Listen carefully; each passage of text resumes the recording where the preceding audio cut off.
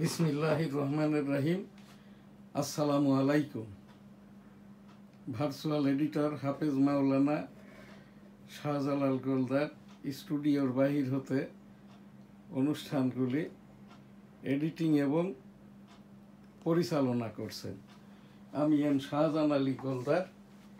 www.dailynewsstar.com ইপিও দৈনিক news star সম্পাদক।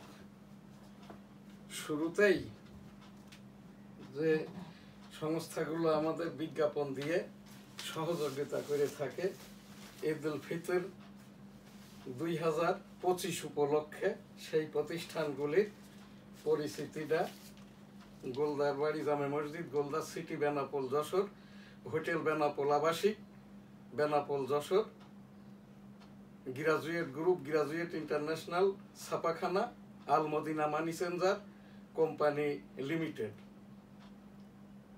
Graduate international CN represent, www.dailynewsstar.com, the daily news star, weekly Jessore times, দৈনিক সবার আগে, দৈনিক বেনাপোল, সাপ্তাহিক বাংলার 21, সাপ্তাহিক 21-এ, সম্মিলিত সাংবাদিক জোট। সভাপতি আমি M Shahjahan Ali Goldar, journalist cooperation of Bangladesh chairman, Bangabandhu আদর্শ মূল্যায়ন গবেষণা সংসদের ভারপ্রাপ্ত সাধারণ সম্পাদক, ডেমোক্রেটিক বাংলাদেশ প্রতিষ্ঠাকাল 1987 সাল। আমি M Shahjahan Ali Goldar, president, democratic Bangladesh. The daily news star, news star ভবন, এই যেটা আমাদের online digital studio, graduate international ছাপাখানা। আমি এখানে ডেইলি ভিউজের সংক্ষিপ্ত অনুষ্ঠান সহ আমার পরিচিতি এবং সংগঠনগুলোর প্রতিষ্ঠাকাল সহ বয়স সংক্ষেপ আকারে বলবো। আমি এম শাহজাহান আলী গোলদার 1971 সালের রণাঙ্গনের 265 দিনের মুক্তিযোদ্ধা। এটি মুক্তিযুদ্ধ জাদুঘর থেকে সংগৃহীত ছবি।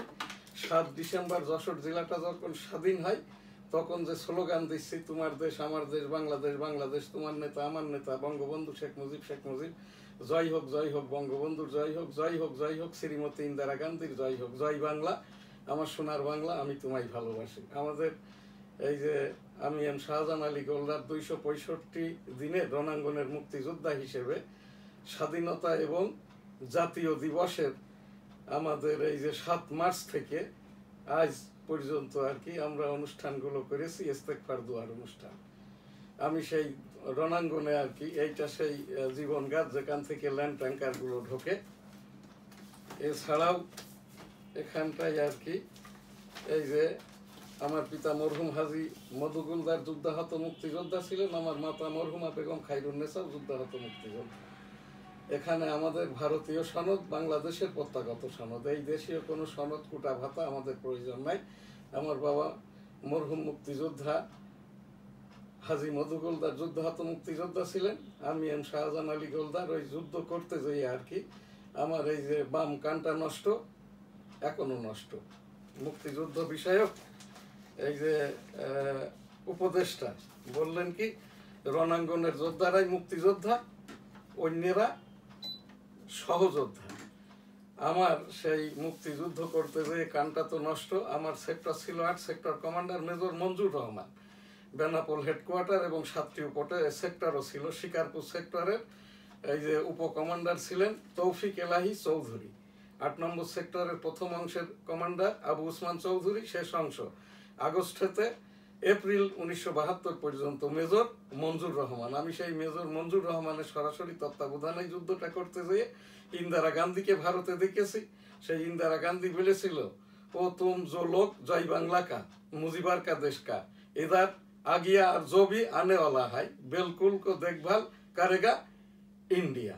ওই রকমটা ভাবেই আর কি আমরা সেই স্লোগান দিতে দিতেই তো যশোরটা স্বাধীন হয়। 7 ডিসেম্বর চূড়ান্ত বিজয়ের দিন আমরা স্লোগান দিতে দিতে বাংলাদেশে আসি। আমার বাড়ি বেনাপোল সিটির গোলদার সিটিতে, জ্বালিয়ে পুড়িয়ে খাক করে দেয়। জয় বাংলা আমার সোনার বাংলা, আমি তোমায় ভালোবাসি। সেই মেজর মঞ্জুর সাহেবই আর কি এই দেশে তো খেতাবপ্রাপ্ত মুক্তিযোদ্ধা 2 জন, একজন বঙ্গবীর কাদের সিদ্দিকী আর আমি 1971 সালের রণাঙ্গনে যখন আমি ওই গাছ থেকে আমার আহত অবস্থায় ফিরলাম আর কি, তখনই মেজর মঞ্জুর সাহেব আর কি ওই যে মাইনর ফ্রিডম ফাইটার শ্রেষ্ঠ আমার এই যে খিতাবটা দেন এম শাহজাহান আলী গোলদার, বাচ্চা মুক্তিযোদ্ধাদের ভিতরেই শ্রেষ্ঠ মুক্তিযোদ্ধা। সেই হিসাব দিয়েই আর কি আমি এম শাহজাহান আলী গোলদার MFF শ্রেষ্ঠ, মাইনর ফ্রিডম ফাইটার শ্রেষ্ঠ। তো এই জায়গায় এইটার ওপরেই আর কি আমরা সেই মুক্তিযুদ্ধ তো এখন বেশি আছে 1,47,000, 2.5 লক্ষের মধ্যে 2.5 লক্ষ নিবন্ধনের আবেদিত 500 মামলা আছে। আমি এখান থেকে বারবার উপস্থাপন করেছি, আবারও উপস্থাপন করছি, আমাদের কোনো কোটা ভাতা সুবিধা প্রয়োজন নাই, তবে মর্যাদা প্রয়োজন। মুক্তিযোদ্ধা বিষয়ক মন্ত্রণালয় এবং মাননীয় উপদেষ্টা, মাননীয় রাষ্ট্রপতি বরাবর, মাননীয় প্রধান বিচারপতি বরাবর আমি অ্যানেক্সার আকারে উপস্থাপন করেছি। 1971 সালের মুক্তিযোদ্ধাদের মর্যাদার সেটেলমেন্ট প্রত্যাশা করছি। সেই 1971 সালের রণাঙ্গনের সকল শহীদদের বিদেহী আত্মার শান্তি কামনা করি। রব্বুল আলামিন সকলকে জান্নাত দান করুন। আমার এক ছোট ভাইও শহীদ হন 1971 সালের মুক্তিযুদ্ধে। আস্তাগফিরুল্লাহ রাব্বি মিন কুল্লি যামবি ওয়া আতুবু ইলাইহি ওয়া লা হাওলা ওয়া লা কুওয়াতা ইল্লা বিল্লাহিল আলিয়্যিল আযীম। আমিন। সাংবাদিকতায় 37 পেরিয়ে 38 বছর। 1987 সাল থেকে আমার বেনাপোল বাত্রা, যেটা আমি ব্যবস্থাপনা সম্পাদক ছিলাম, 1988 সাল থেকে অদ্যাবধি বেনাপোল বাত্রাটি এখন আর প্রকাশিত হয় না। অতঃপর 1993-94 থেকে অদ্যাবধি দৈনিক ঝিনাইদহ মিডিয়াভুক্ত দৈনিক সংবাদপত্র দৈনিক ঝিনাইদহর আমি উপসম্পাদক, পরে বর্তমানে ভারপ্রাপ্ত সম্পাদক। কিন্তু দৈনিক ঝিনাইদহ জেলা প্রশাসন এটা প্রকাশনা বন্ধ করে দিয়েছে। অতঃপর আর কি আমি তো সেই বাংলার 21, যেটার বয়স 26 বছর, মিডিয়া তালিকাভুক্ত 21-এ দৈনিক বেনাপোল যশোর থেকে প্রকাশিত সংবাদপত্র, যেটা বেনাপোল বাত্রারই দৈনিক রূপ, সেটা এখনো চলমান। উইকলি যশোর টাইমস, এটাও যশোর জেলা থেকে প্রকাশিত হয়। সাপ্তাহিক বাংলার 21, ডেইলি নিউজ স্টার, দৈনিক সবাই আগে। এই যে সংবাদপত্রগুলো আমার এখান থেকে প্রকাশিত হয়। আমার সম্পাদনার বয়স প্রায় এই যে 30 বছরের অধিককাল। আমার এই দি ডেইলি নিউজ স্টার সংবাদপত্রটি তো অনেকবার বন্ধ করে দেয় মিডিয়া বোর্ড, ওএস বোর্ড। এর ইতিমধ্যে এই যে আমাদের তথ্য সম্প্রচার মন্ত্রণালয়, সাংবাদিক এখন আর দেশে নাই, সংবাদপত্রও নাই, টেলিভিশন মিডিয়াও নাই, সোশ্যাল মিডিয়াও নাই। তো এই জায়গাটায় আমার এই সাংবাদিকদের 12টি অ্যাক্রিডিটেশন কার্ড, নিউজ স্টার 10, বাংলার 21-2 এগুলো বাদ করে দিয়েছে আর কি। তো এটা অনৈতিক। পরে আর কি আপিল করার পরে যোগাযোগ করছে, আমি এই সরকারের আমলে নিব না। যেমনটা ঢাকা বিশ্ববিদ্যালয়ের পার্মানেন্ট সিনেট রেজিস্টার্ড আমি যে সদস্য, আমি ত্যাগ করেছি যখন ঢাকা বিশ্ববিদ্যালয়ের এই যে অবৈধভাবে এই ভাইস চ্যান্সেলর নিয়োগ হয়েছে এবং এখানটায় ছাত্র শিবির হল দখল করে নিয়েছে। জামাতে ইসলাম এখন এবি পার্টির নামে এই যে শিবিরের রক কাটা, শিট কাটা, এইরকমই যারা আর কি এখন প্রসিকিউটারের, যে জামাতের সময় জামাতের প্রসিকিউটার ছিল, এখন আবার এই যে 2024-এর ট্রাইব্যুনালের প্রসিকিউটার। তো এই জায়গাটাই আর কি আমি এখন ওই মাননীয় উচ্চতর আদালতের এই যে রাজস্ব বিষয়ক আইনজীবী।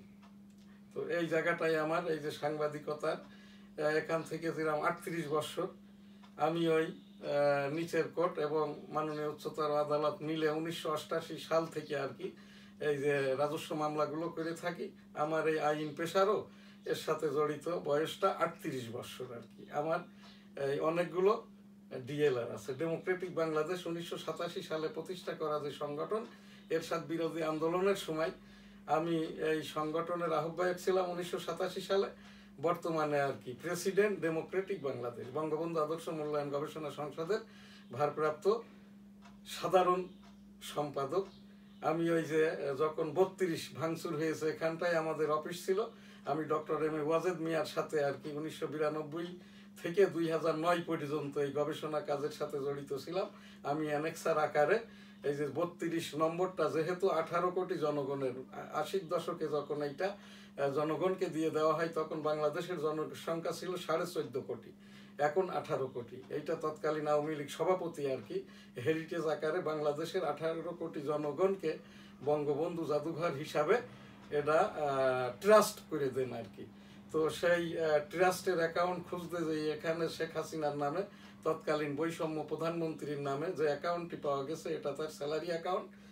1,93,000 টাকা পাওয়া গেছে শেখ হাসিনার অ্যাকাউন্টে, এ ব্যতি রেখে আর কোনো টাকা পাওয়া যায় নাই। ওই টাকাটাও কিন্তু এই যে বঙ্গবন্ধু মেমোরিয়াল ট্রাস্টের টাকা, আর বাকিগুলো ট্রাস্টিদের টাকা আর কি। তো সেখানটায় আমি যেরকম অভিযোগ করেছি, গণভবনের 18 কোটির 1 ভাগ আমার, গণভবন বিষয়ক আর কি। এটাও যেহেতু জনগণের সম্পদ, আমি মাননীয় প্রধান বিচারপতি তৎকালীন আর কি অ্যানেক্সার আকারে উপস্থাপনা করেছি। আওয়ামী লীগ অফিসটা এখন রাষ্ট্রের সম্পদ, বাংলাদেশ নির্বাচন কমিশনের সম্পদ।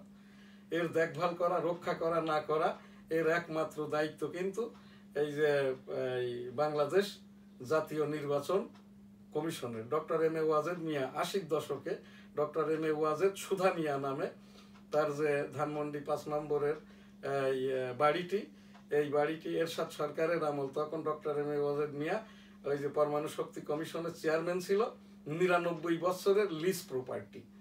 এইটা এখনো ডক্টর ওয়াজেদ মিয়ার নামে আর কি। এই বিষয়ক যেহেতু ওই সুধা সদনে আমরা গবেষণা করতাম, ওই বিষয়কও আর কি আমি মাননীয় প্রধান বিচারপতি বরাবর অ্যানেক্সার আকারে একটি উপস্থাপনা করে রেখেছি আর কি। তো এই জায়গা থেকে আমার সেই রাজনীতিটা আর কি 1977 সালের মুক্তিযুদ্ধ করাকালীন তো আর কি রাজনীতিতে শুরু, যখন 8ম শ্রেণীতে পড়ি আর কি 1976-77 সালের দিকে আর কি, তখন থেকেই রাজনীতির সাথে যুক্ত আমি। ওই যে জিয়াউর রহমান পাবলিক কনসেনসাসে আর কি এই যে জাগদল কর্তৃক আর কি, যেটা একটি হানা ভোট করেছিল, সেই হানা ভোটের 1977 সালের ফেব্রুয়ারি মাসে আমি পোলিং এজেন্ট ছিলাম।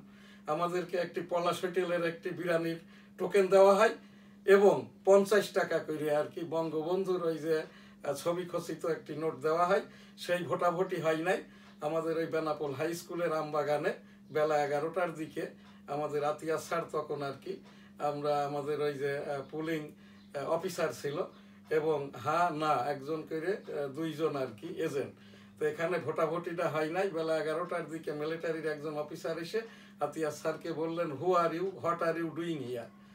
তারপরে যাই হোক, যা হবার তাই হয়। কিছুক্ষণ পর টিয়ার গ্যাস হয়, এখানে বোমাবাজি হয়, গুলাগুলি হয়। আতিয়া স্যার বলেন তোমরা পালাও। সেই ভোটটা আর হয়নি। পরে জানা যায় 98% ভোট কাস্ট হয়েছে আর কি। তো সেই জিয়াউর রহমানের লোকজনদের কর্তৃক দেওয়া সেই পলাশ হোটেলের বিরিয়ানিটা আর খাওয়া হয়নি। 50টি টাকা আমি আর কাউকে, এই যে তৎকালীন জিয়াউর রহমানের কোনো প্রতিনিধির কাছে আমি ফেরত দিতে পারি নাই, আজও ফেরত দিতে পারি নাই। কিন্তু এই 50টি টাকা আমার কাছে এখনো আছে আর কি, যে কোনো এক সময় আমি ফেরত দিয়ে দিব আর কি। তো সেই অতপর আর কি আমি 1996 সালে কনস্টিটিউয়েন্সি 85 যশোর 1 হতে আর কি আমি জাতীয় সংসদ নির্বাচন করি। ওই নির্বাচনেও বৈষম্য হয়েছিল। 2 দিন পর ভোট ডিক্লেয়ার হয়, আমি 17,900 ভোট পাই। আমি ওখান থেকে এমপি হই, কিন্তু 2 দিন পরে আর কি মফিকুল হাসান তৃপ্তিকে ধানের শীষ প্রতীকে ঘোষণা করা হয় 14 দিনের সংসদের সংসদ সদস্য হিসেবে। অতপর আর কি আমি 2008, 14, 18, 24 এই যে স্বতন্ত্র হিসেবে এই জাতীয় সংসদ নির্বাচনে করার চেষ্টা করি, কিন্তু বৈষম্য নির্বাচন কমিশনারগণ আমার আর কি ওই যে 1% ভোটার না থাকায় আমাকে নমিনেশন ফর্ম দেয় নাই। 2023 সাল জানুয়ারি মাস, যে 2023 সালের এপ্রিল মাসের যে রাষ্ট্রপতি নির্বাচন, শাহাবুদ্দিন মহোদয় এককভাবে রাষ্ট্রপতি নির্বাচিত হন 18 কোটি জনগণের পক্ষে। 2023 সালের রাষ্ট্রপতি পদে পদপ্রার্থী হওয়ার জন্য তৎকালীন বৈষম্য ইলেকশন কমিশনের কাছে নমিনেশন ফর্ম চাই। তারা আমাকে এই যে আমার তেমন রিকগনিশন না দেখার কারণে আমাকে নমিনেশন ফর্মটা দেন নাই, যার ফলশ্রুতিতে বর্তমানে এই যিনি রাষ্ট্রপতি শাহাবুদ্দিন মহোদয়। তো এখান থেকে আর কি আমি অতঃপর ছাত্র জনতা সরকারের যে আন্দোলন এর সাথেই ছিলাম, আছি, এবং আমার ছেলে, আমার নাতি ছেলে, আমার পরিবারের লোকজন, আমার যে চ্যানেল NS TV, আমরা ছাত্র জনতা সরকারের সাথেই আছি। আমার যে ডেমোক্রেটিক বাংলাদেশ, আমি এই যে এনসিপির আহ্বায়ক নাহিদ ইসলামকে বলেছি তাদের সাথে আমাকে অ্যালায়েন্স করার জন্য। এখান থেকে এনসিপি বিষয়ক আমার একটি উপস্থাপনা আমাদের এক দেশের যারা সাংবাদিক না, বুদ্ধিজীবী না, রাজনীতিবিদ না, এই যে জামাত ইসলামের এজেন্ট, এই জায়গাটাই একটা প্রচার করছে আর কি। কিংস পার্টি হলো এবি পার্টি, যার অ্যাব্রিভিয়েশন নাই। এইটা তো এই জায়গাটাই আর কি এরাই প্রচার করছে কিংস পার্টি। আমি এখান থেকে উপস্থাপনা করছি 1987 সাল থেকে আর কি আমি গণতন্ত্র নিয়ে, সংবিধান নিয়ে, রাষ্ট্র নিয়ে, ভোট নিয়ে, নির্বাচন নিয়ে, ফ্যাসিজম নিয়ে, নাৎসিবাদ নিয়ে, এর ওপরে ব্যক্তি স্বৈরাচার এবং স্বৈরাচারী দেশ পরিচালনা, এর ওপরে রাষ্ট্রবিজ্ঞান পড়ার সময় আমার ক্রেডিটটা ছিল। আমি এখান থেকে বহুবার বলেছি জানার বুঝার থাকলে আমার এখানে আসতে। এই যে নাহিদ ইসলামের নেতৃত্বে যে রাজনৈতিক সংগঠন গঠিত হয়েছে এনসিপি, এটা ছাত্র জনতা সরকার, ছাত্র জনতার রাজনৈতিক দল। কে ভোট দিবে, কে দিবে না দিবে, আমি এখান থেকে সেই এনসিপিকে বলছি। এবং আমাদের এখানে নিয়মতান্ত্রিক প্রধান নির্বাচন কমিশনারও নাই, নির্বাচন কমিশনারও নাই। নির্বাচন কমিশনার এখানে এই যে তত্ত্বাবধায়ক সরকারের মুখপাত্রের কাজটা করছেন। উই আর আন্ডার মার্শাল্লাহ। আমরা এখন মার্শাল্লাহর আন্ডারে যখন কোনো জেনারেল রাষ্ট্রপতিকে এই যে দেশ চালানোর জন্য সহযোগিতা করে, ওই সেই যে 3.5 দিন ডক্টর মোহাম্মদ ইউনূস মহোদয় বিদেশে ছিলেন উপদেষ্টা হওয়ার পরেও 5, 6, 7, 8 তারিখের অর্ধদিন, তখন থেকেই আর কি কিন্তু আমরা মার্শাল্লাহর আন্ডারে যে মর্মে মাননীয় সামরিক আইন প্রশাসক প্রধান ইতিমধ্যে আর কি জামাত ইসলামকে বারবার কড়কান দিয়েছে আর কি, তারপরেও এরা শুনছে না। সেই এবি পার্টির লোকজন শিবির, জামাত কোনো রাজনৈতিক সংগঠন নাই, এদের নিবন্ধন নাই, প্রতীকও নাই, এরা নিবেও না। এরা এবি পার্টির আদলে এবং ওই শিবিরের আদলে আর কি ভাবতেছে দেশের মানুষজনকে ভয় দেখাচ্ছে আর কি। তো এই জায়গাটায় আমি সেই এনসিপি বরাবর আর কি আমার একটি পরামর্শ উপস্থাপনা এবং নির্বাচন কমিশনকে বলছি, পাবলিক কনসেনসাসের মাধ্যমে যদি প্রধান নির্বাচন কমিশনার নিযুক্ত না হয়, তাহলে কোনো নির্বাচন রাজনৈতিক দলকে নিবন্ধন করার ঔদ্ধত্যটা দেখাবেন না। আপনি প্রধান নির্বাচন কমিশনার, আপনার একমাত্রই যোগ্যতা আপনি জামাতের রোকন, জামাতকে ভালো অঙ্কের ইয়ানত দেন, তো ইয়ানত সংগ্রহ করেন। তো এই জায়গাটায় আমি সেই উপস্থাপন করছি এনসিপি বরাবর। নির্বাচন কমিশনার যেই থাকুক না কেন, নির্বাচন কমিশনের সচিব একটি প্রজ্ঞাপনের মাধ্যমে যারা রাজনৈতিক দল গঠন করতে চায় তাদেরকে তালিকাভুক্ত করবে। এরপরে তারা যাচাই বাছাই আনতে নিবন্ধন দিবে কি দিবে না, রাজনীতি করার জন্য, ভোটাভুটি করার জন্য, নির্বাচন করার জন্য, রাজনৈতিক দল করার জন্য। আমি 1971 সালের রণাঙ্গনের একজন মুক্তিযোদ্ধা। যদি আমাদের মতামত না নেওয়া হয় 18 কোটি জনগণের, তাহলে নির্বাচন কমিশনের কোনো ক্ষমতা, এখতিয়ার, আইন কোনোটাই নাই আর কি। আর যেহেতু এখন উই আর আন্ডার মার্শাল্লাহ, কাজেই আর কি যতগুলো রাজনৈতিক দল এই যে এখানটায় ইতিমধ্যে ঘোষিত হয়েছে, তার মধ্যে আমার এই যে ডেমোক্রেটিক বাংলাদেশ, এটা গবেষণামূলক সংগঠন, আমি এটা রাজনীতিতে রূপ দিতে চাই আর কি। এই যে নির্বাচন কমিশনার প্রধান, তার সচিবের মাধ্যম দিয়ে, নির্বাচন কমিশন সচিবের মাধ্যম দিয়ে এনসিপি সহ সকল রাজনৈতিক দলকে প্রথমত তালিকাভুক্ত করবেন, তারপরে তাদের চিঠি দিবেন, তারপরে কাগজপত্র আহ্বান করবেন। নিবন্ধন করা মানে লাইসেন্স প্রদান করা। তো এই জায়গাটাই আর কি আমি ওই এনসিপির নাহিদ ইসলামের পক্ষ থেকে আর কি জাতীয় নির্বাচন কমিশনার, প্রধান নির্বাচন কমিশনার, নির্বাচন কমিশনের সচিব বরাবর আর কি এই যে রাজনৈতিক দলগুলো রাজনৈতিক দল হিসেবে আত্মপ্রকাশ করতে চাই আর কি, তাদের তালিকাভুক্ত করার জন্য আমি এখান থেকে উপস্থাপন করলাম। আজ এখানে সময়টা আমাদের এখন আর মোটেই নাই। এই জায়গাটাই আর কি আমার ওই সেই স্বাধীনতা যুদ্ধের সময় তো 2টা ঈদ ভারতে হয়। এবার আর কি নিয়মতান্ত্রিকভাবে আমার এই যে আজ শেষ রমজান, এটা আল্লাহর রহমতে আলহামদুলিল্লাহ রোজা শেষ হলে 43তম রমজান আমার শেষটা হবে আর কি।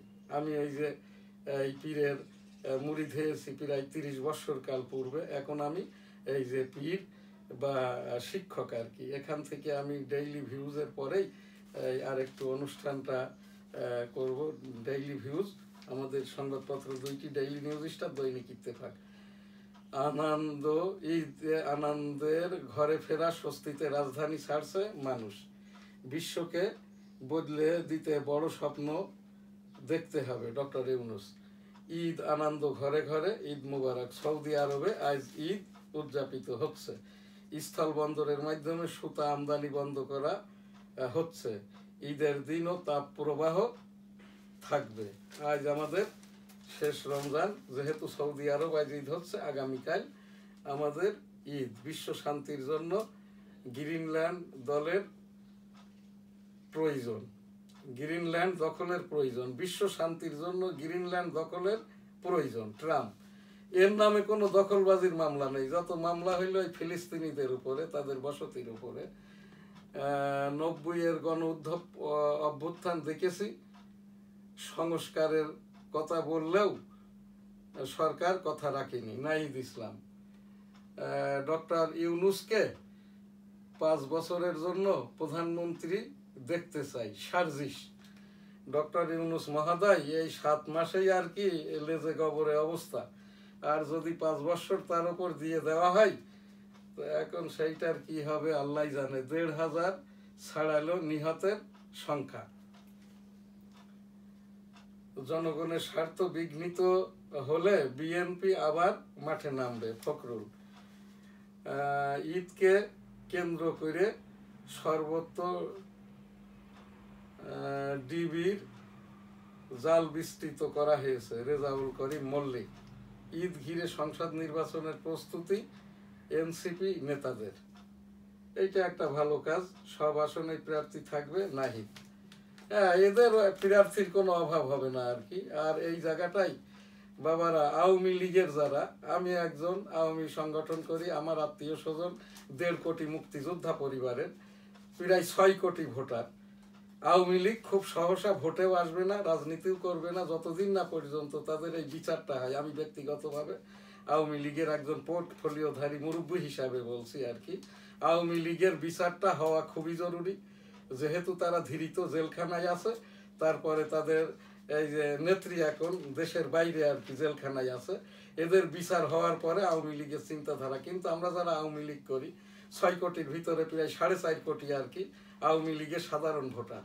তোমরা যে কাজটা করে যাচ্ছ, এতে করে আমি একটা জরিপ করে দেখেছি, আওয়ামী লীগের সাধারণ মানের ভালো ভোটটা ওই দিনই হয়ে গেছে যেই দিন আর কি নাহিদ ইসলাম বলেছে ভালো আওয়ামী লীগরা যদি ক্ষমা প্রার্থনা করে আর কি, তাদের জন্য কোনো সমস্যা নাই। আমি সেই দিনই মাননীয় প্রধান বিচারপতি বরাবর সাধারণ মানের এবং আওয়ামী লীগের পক্ষ থেকে আমি এই ক্ষমাটা চেয়ে নিয়েছি আনুষ্ঠানিকভাবে, জাতীয়ভাবে। যেটা এটা প্রচার করছে না, তো এই যে প্রচার কে করবে? বাংলাদেশের সকল সংবাদপত্র, এই social media, television, electronic television আর কি সব দখল করে নিয়েছে এবি পার্টির ওই যে সন্ত্রাসীরা, শিবির এবং জামাত ইসলামের 425 জন যারা কুখ্যাত রাজাকার, তাদের পরিবারের ছেলে মেয়েরা। আপনারা এটা যাদের বয়সটা 50 ঊর্ধ্ব, তারা টেলিভিশনের সামনে বসলেই একটু বসবেন বিটিভির সামনে, তাহলে এইটা আমারে আর এত কষ্ট করে বলতে হবে না। বাংলাদেশও শক্তিশালী ভূমিকম্পের সংখ্যা। ঈদে 24 ঘন্টা টহলে থাকবে সেনাবাহিনী। যাত্রীর চাপ আকাশপথেও। শেষ সময়ে আতর, টুপি ও গয়না, জুতার দোকানে ভিড়। আজকে ডেইলি ভিউজ এখানেই শেষ করছি। এখন যেটা পীর মুরিদি অনুষ্ঠান, হজ উমরা। লাব্বাইক আল্লাহুম্মা লাব্বাইক, লাব্বাইক লা শারীকা লাক লাব্বাইক, ইন্নাল হামদা ওয়ান নি'মাতা লাকাল মুলক লা শারীকা লাক। রাব্বুল আলামিন পাক পরওয়ারদিগার বিশ্বের সকল মানুষকে একবার করে হজ উমরা করার তৌফিক দান করুন, আমিন। এখান থেকে আমার একটি উপস্থাপনা মহানবী মুহাম্মদুর রাসূলুল্লাহ সাল্লাল্লাহু আলাইহি ওয়াসাল্লামের বিদায় হজের সেই ভাষণের কথার রেশ ধরে কিয়ামত পর্যন্ত জারি থাকবে।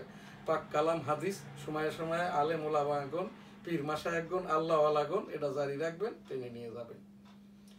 মহানবী মুহাম্মদুর রাসূল সাল্লাল্লাহু আলাইহি ওয়াসাল্লাম সেই বাইতুল মুকাদ্দাস ইসরাইল হতেই আর কি আল্লাহ তাআলার ডাকে মিরাজ গমন করেন। সেখান থেকেই নামাজের ডিসিপ্লিন এবং রোজাটা নিয়ে আসেন। নামাজ হযরত আদম আলাইহিস সালাম বা মা হাওয়া আলাইহিস সালামের সময়ও ছিল, রোজাও ছিল, কিন্তু ডিসিপ্লিন ছিল না।